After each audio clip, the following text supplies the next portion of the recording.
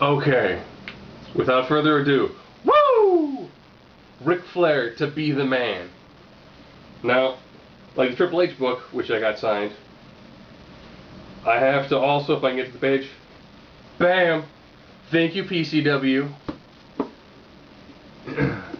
Ric Flair's book. I'll be completely and totally honest. I've met some of the older wrestlers, like Baby Doll and people like that. And I have to tell you this. Every good Flair story either begins or ends with Ric Flair naked.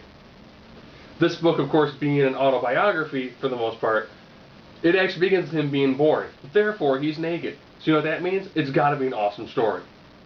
Ric Flair has probably had one of the absolute best careers when it comes to world professional wrestling. You know, 16-time world heavyweight champion. You're going to read a lot about him. And I'll be honest, he is an absolutely phenomenal entertainer. Period. Have you met the guy in person? You know what? He is everything you think he would be. You know, Ric Flair, I don't think he even has an off switch. The Ric Flair that you meet is the Ric Flair that you've seen on TV. Period. And this book chronicles his life, you know, his training, breaking into the business. You know, some of the insane stuff that he did early on in his career.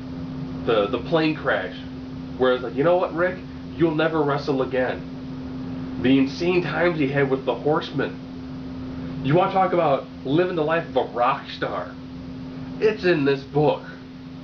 You know, him talking about wrestling a match, hopping on the private jet, flying to Vegas, being in Vegas for a couple hours, flying back to Chicago, wrestling a match, then flying down to New Orleans, you know, hitting Mardi Gras, you know, then flying back to a place to wrestle again. It's just non-stop, wall to wall. When Ric Flair was at his peak and he was doing whatever he wanted to do because he was Ric Flair, you know, kiss stealing, wheeling dealing, that is this book. You get to learn about his relatively humble beginnings. You know, to him, just making a name in the business and probably one of the biggest names in the business. Second only to someone like Hogan, depending on the era in which you watch wrestling. You know, he's worked with everybody. Everybody. The controversy where he left WCW when he owned the title and came to the WWF at that time, now WWE. You know, him going back to WCW, trying to do the Horsemen again. It working to some extent, not working to others. Him coming back to the E. Him having some issues. Little relationship with him and Triple H.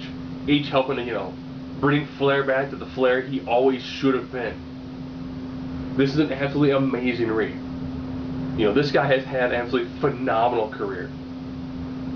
If Taker were to ever write a book as Mark Calloway and just chronicle what it is he's gone through, it would probably be as good as this book. And that is Ric Flair's To Be the Man.